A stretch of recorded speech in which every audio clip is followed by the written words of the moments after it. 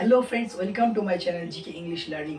আজকে আমি তোমাদেরকে শেখাবো টেন্স। ইংরেজি গ্রামারের একটা অত্যন্ত গুরুত্বপূর্ণ চ্যাপ্টার হচ্ছে টেন্স। এবং তোমরা যদি টেন্স ভালো করে না শেখো তাহলে তোমরা নিজে থেকে ইংরেজি লিখতে পারবে না। সঠিক ইংরেজি লিখতে গেলে তোমাদেরকে টেন্স শিখতেই হবে। আর শুধু টেন্সের রুলস মুখস্থ করলেই কিন্তু টেন্স শেখা হবে না। টেন্স শিখতে গেলে টেন্সের কনসেপ্ট ক্লিয়ার করতে হবে।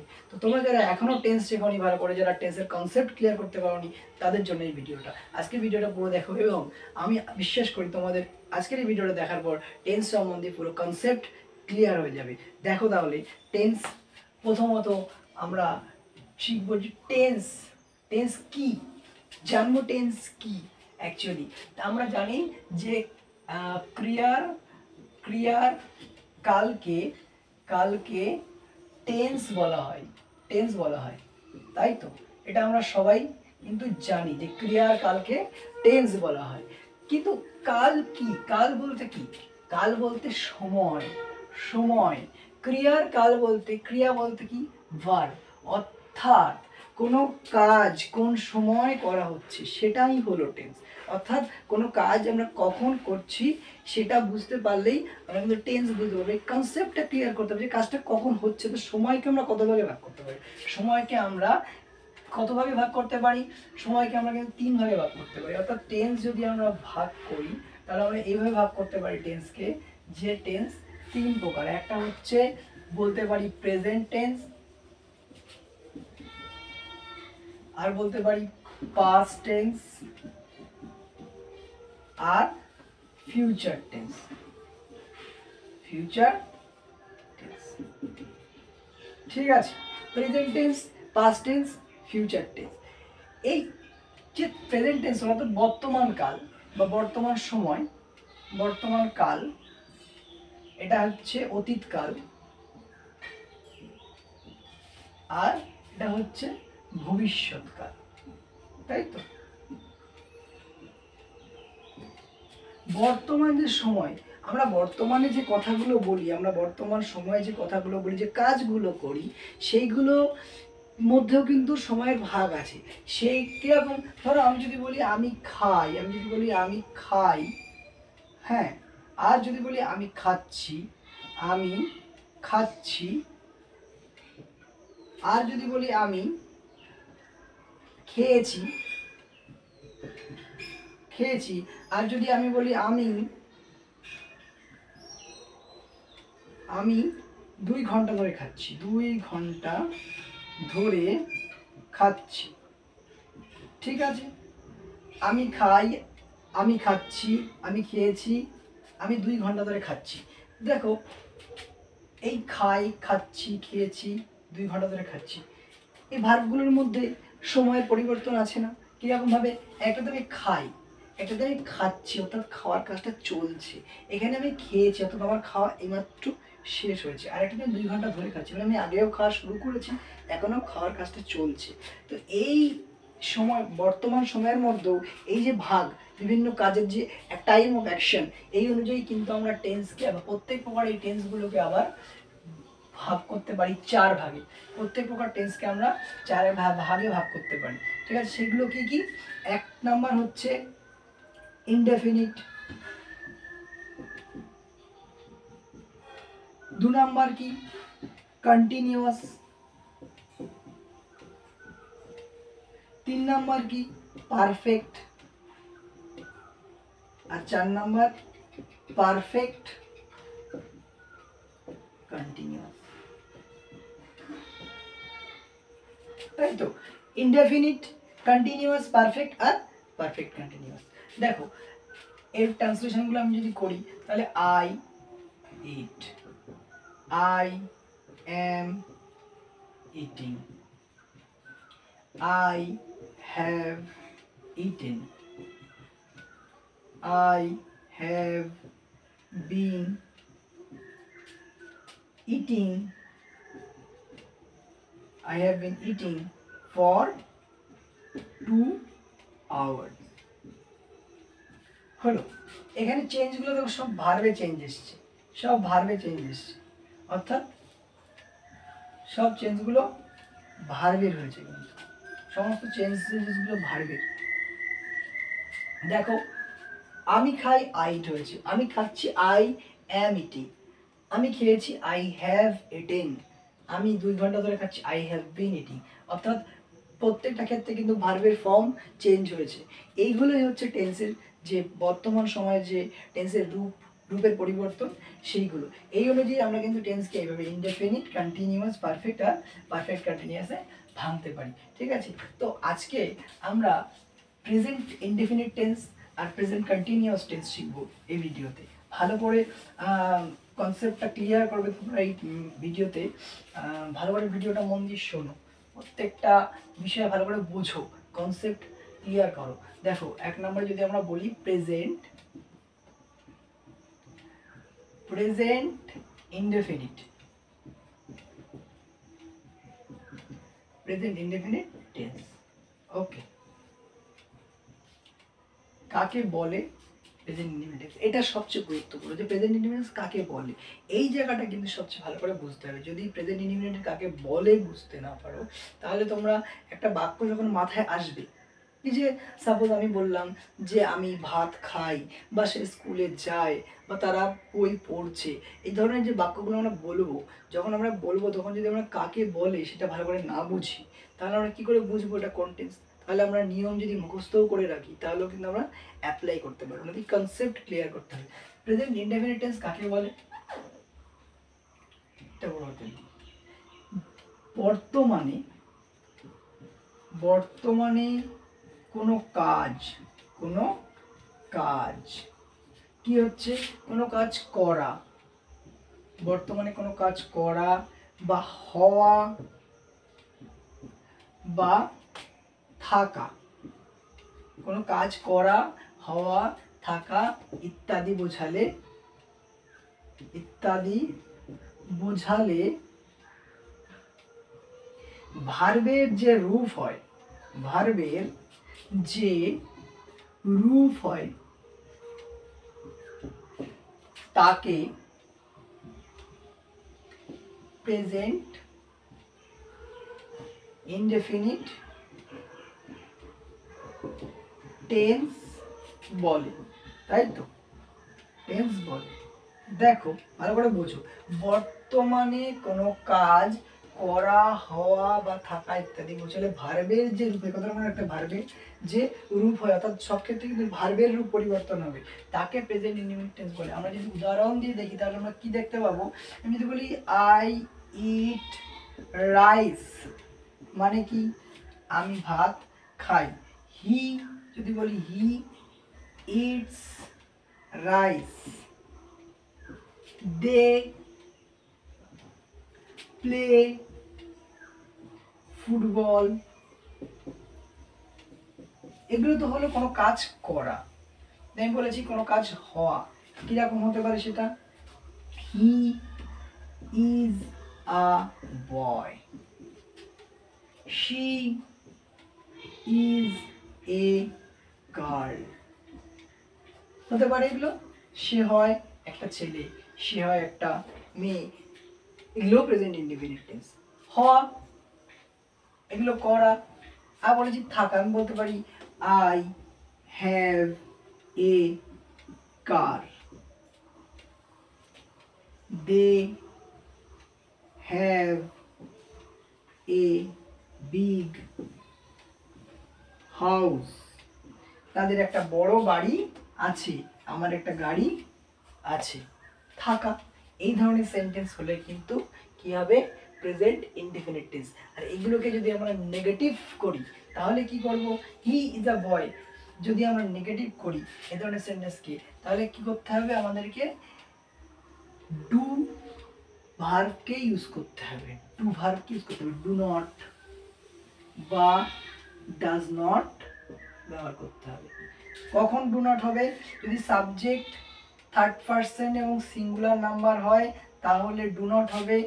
আর যদি সাবজেক্ট যদি থার্ড পারসন সিঙ্গুলার নাম্বার না হয়, অর্থাৎ এ ধরো আই, দে, এগুলো থার্ড পারসন নয়, এটা থার্ড পারসন হলো সিঙ্গুলার নাম্বার নয়, এটা ফার্স্ট পারসন, সেক্ষেত্রে ডু নট হবে। আর যদি হির মতো এরকম থার্ড পারসন এবং সিঙ্গুলার নাম্বার হয় সেক্ষেত্রে নেগেটিভ করতে গেলে কি করতে হবে? Does not. যদি বলতাম সে ভাত খায় না, he does not eat rice, I do not eat rice. ঠিক আছে, তো নেগেটিভ আমরা এভাবে করতে পারি। বোঝা গেল? এই হচ্ছে present continue present indefinite tense. কনসেপ্টটা বোঝো যে বর্তমানে কোনো কাজ করা, হওয়া, থাকা ইত্যাদি বোঝালে ভার্বের যে রূপ হয় তাকে প্রেজেন্ট কন্টিনিউয়াস টেন্স। অর্থাৎ বর্তমানে কোনো কাজ করা, হওয়া, থাকা। কীরকম? এই যে আমি খাই, আমি খাই, বর্তমানে একটা কাজ, তারা খেলা করে, তারা ভাত খায়। বা সে একটা ছেলে, সে একটা মেয়ে, আমার একটা গাড়ি আছে, সে বর্তমানের কথা বলা হচ্ছে। এরকম তো বলছি না যে আমার একটা গাড়ি ছিল, সে একটা ছেলে ছিল, এরকম তো নয়। অর্থাৎ অতীতের কথা বলা হচ্ছে না, বর্তমানে করা, হওয়া। এরকম বলছি না কিন্তু যে আমি ভাত খাচ্ছি, আমি বলছি আমি ভাত খাই, সে খেলা করে। তো এরকম ধরনের টেন্স হলে প্রেজেন্ট ইনডেফিনিট টেন্স হবে। এই বাক্যটাকে তুমি গঠন করতে চাই, কীভাবে গঠন করব? তার জন্য বাক্যের গঠন প্রণালী আমাদের জানতে হবে। বাক্যের গঠন প্রণালী মনে রাখতে হবে, সংজ্ঞাটা খুব ভালো করে বুঝতে হবে, তাহলে টেন্সের কনসেপ্ট ক্লিয়ার হবে। দেখো বাক্য গঠন যদি আমরা লিখি, বাক্য গঠন আমরা যদি এরকম করে লিখি, বাক্য গঠন প্রণালী, কি আসবে? রুলস কিচ্ছু না। শুরুতে আমরা জানি সাবজেক্ট বসাবো, কারণ আমরা সব এগুলো করবো কি অ্যাসার্টিভ সেন্টেন্স, তাই জন্য শুরুতে সাবজেক্ট বসাবো, তারপর বসাবো ভার্বের প্রেজেন্ট ফর্ম, অর্থাৎ V1 বলতে পারি, এস অথবা ইএস যুক্ত হতে পারে যদি subject third person singular number হয়, প্লাস অবজেক্ট থাকতে পারে, না হলে কমপ্লিমেন্ট থাকতে পারে, হ্যাঁ, নাও থাকতে পারে। এগুলো সবসময় থাকবে, এগুলো তার কোনো মানে নেই। প্লাস আরও যদি সেন্টেন্সটা বড় হয় আমরা রেস্ট লিখে দিলাম, বাকি যদি কোনো শব্দ থাকে সেগুলোকেও বসিয়ে দেবো। কিন্তু সবার শুরুতে সাবজেক্ট বসাতে হবে যদি সেটা অ্যাসার্টিভ সেন্টেন্স হয়, এবং তারপর ভার্ব বসাতে হবে, ভার্বের প্রেজেন্ট ফর্ম V1। ঠিক আছে, অবশ্যই প্রেজেন্ট ফর্ম হবে। যদি subject third person singular number হয় তাহলে ভার্বের সাথে এস বা ইএস যুক্ত হবে। ঠিক আছে, মনে থাকবে। যেমন থার্ড পারসন সিঙ্গুলার নাম্বার কীরকম? He third person singular number, he it's rice. He third person singular number, তাই ভার্বের সাথে এস যুক্ত হয়েছে। She goes to school। এখানে she third person singular number, তাই ভার্বের সাথে ইএস যুক্ত হয়েছে, goes। বোঝা গেল? ক্লিয়ার? প্রেজেন্ট ইনডেফিনিট টেন্সের কনসেপ্ট আশা করি ক্লিয়ার হয়েছে। এবার এর উপরে আমরা ছোট ছোট বাক্য যদি প্র্যাকটিস করি তাহলে আমরা নিশ্চয়ই প্রেজেন্ট ইনডেফিনিট টেন্স ভালো করে ক্লিয়ার করতে পারবো। এবার দেখো 2 নম্বরে প্রেজেন্ট কন্টিনিউয়াস টেন্স শিখবো। প্রেজেন্ট কন্টিনিউয়াস টেন্স আমরা এই ভিডিওতে শুধু প্রেজেন্ট ইনডেফিনিট আর প্রেজেন্ট কন্টিনিউয়াস টেন্স শিখবো, কারণ ছোট ছোট করে যদি আমরা শিখি তাহলে আমাদের কনসেপ্ট ভালোভাবে ক্লিয়ার হবে এবং আমাদের মনে থাকবে ভালো। ঠিক আছে, আমরা টেন্সের উপর বেশ কতগুলো ক্লাস করব। দেখো সেকেন্ড হচ্ছে present continuous tense. Continuous tense সেন্টেন্সের এই যে কথাটার মধ্যে তোমরা বুঝতে পারছো, কন্টিনিউয়াস। কন্টিনিউয়াস মানে যেটা চলে, চলমান, চলছে। কি বলতে পারি? বর্তমানে কোনো কাজ চলছে, বর্তমানে কোনো কাজ চলছে বোঝালে ভার্বের যে রূপ হয় তাকে প্রেজেন্ট লিখছি না, কন্টিনিউয়াস টেন্স বলে। বর্তমানে কোনো কাজ চলছে বোঝালে ভার্বের যে রূপ হয়, দেখো বারবার লিখছি, ভার্বের যে রূপ হয়। ভার্বের রূপ বলতে দেখো শুধুমাত্র টেন্স চেঞ্জেস হবে, ভার্বের রূপ পরিবর্তন করে। কিভাবে? যেমন ধরো বললাম হি is playing football,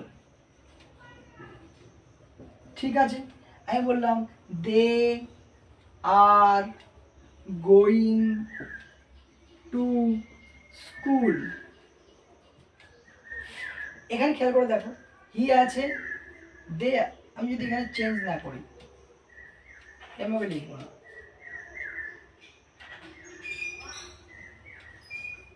he is playing football, they লিখি, চলো they are going to school.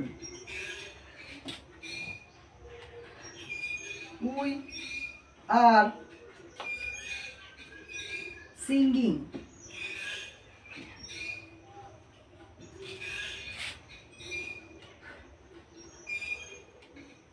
I am eating.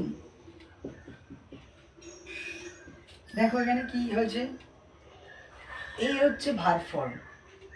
এইগুলো আগের টেন্সে কি ছিল, আগের টেন্সেও কিন্তু ছিল যে হি ইট রাইট, সেখানেও হি ছিল। সাবজেক্ট কোনো চেঞ্জেস হয় না, অবজেক্টের কোনো চেঞ্জ নেই, কোনো কিছু চেঞ্জ নেই। টেন্স পরিবর্তন হলে শুধু পরিবর্তন হবে ভার্বের। এখানে দেখো আর যুক্ত হয়েছে, অ্যামিজার যুক্ত হয়েছে, প্লাস ভার্বের সাথে আইএনজি যুক্ত হয়েছে। আগের টেন্সে কি ছিল, অ্যামিজার এগুলো ছিল না, শুধু সাবজেক্টের পরে ভার্ব বসেছিল এবং ভার্বের প্রেজেন্ট ফর্ম বসেছিল, আর থার্ড পার্সন সিঙ্গুলার নাম্বারের জন্য এস বা ইএস যুক্ত হয়েছিল। কিন্তু এখানে সব ভার্বের সাথে আইএনজি যুক্ত হয়েছে। রূপ পরিবর্তন হলো কিনা, তো কি বলা হয়েছে, ভার্বের যে রূপ হয়, অর্থাৎ ভার্বের এই রূপটাই কিন্তু টেন্স। যে টেন্স যেমন ভার্বের রূপটা সেখানে তেমন হবে। আর এইটাই কনসেপ্ট, এটাই ক্লিয়ার করতে হবে যে প্রেজেন্ট কন্টিনিউয়াস কেন হলো, ওটা প্রেজেন্ট ইনডেফিনিট কেন হলো। বলেছিলাম বর্তমানে কোনো কাজ করা, হওয়া, থাকা।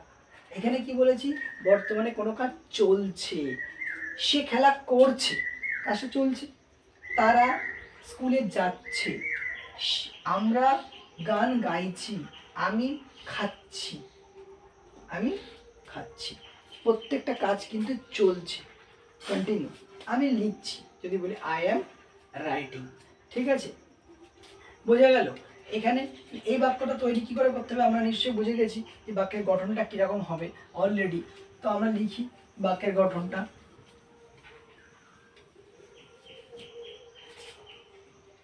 কী হবে বাক্য গঠন,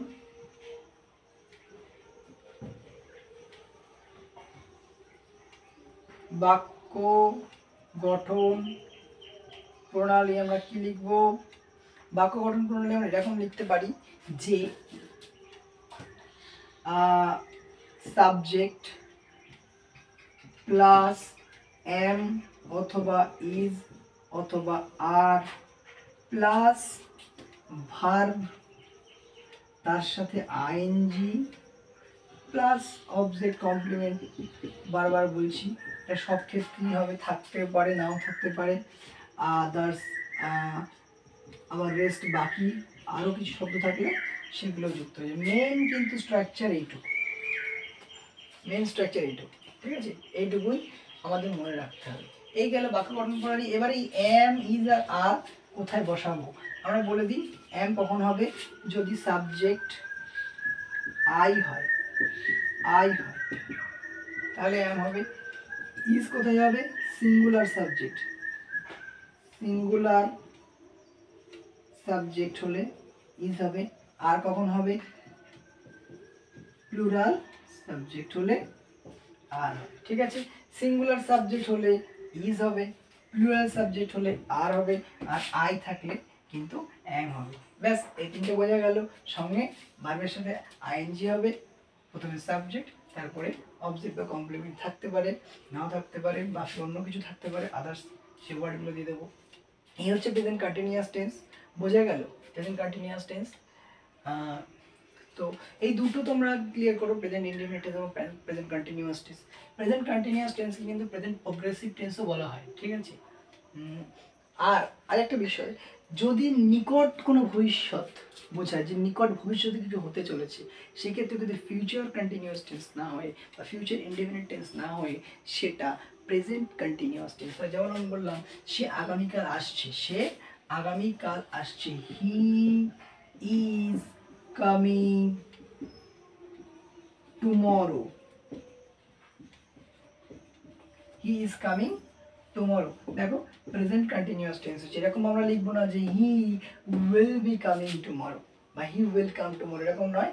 হি ইজ কামিং টুমরো মানে সে আগামীকাল আসছে। ওকে, তাহলে কি বললাম, নিকট কোনো ভবিষ্যৎ হলে মনে থাকবে এটা near future, near future, near future হলে কি হবে, প্রেজেন্ট কন্টিনিউয়াস টেন্স হবে, মনে থাকবে। তাহলে এই হচ্ছে টেন্সের বেসিক প্রেজেন্ট ইনডেফিনিট টেন্স এবং প্রেজেন্ট কন্টিনিউয়াস টেন্সের কনসেপ্ট। আশা করি তোমাদের কনসেপ্ট ক্লিয়ার হয়েছে। নেক্সট ভিডিওতে আমরা প্রেজেন্ট পারফেক্ট টেন্স এবং প্রেজেন্ট পারফেক্ট কন্টিনিউয়াস টেন্স নিয়ে আলোচনা করবো। তারপরের ভিডিওতে পাস্ট এবং ফিউচার টেন্স নিয়ে আলোচনা করবো। ওকে।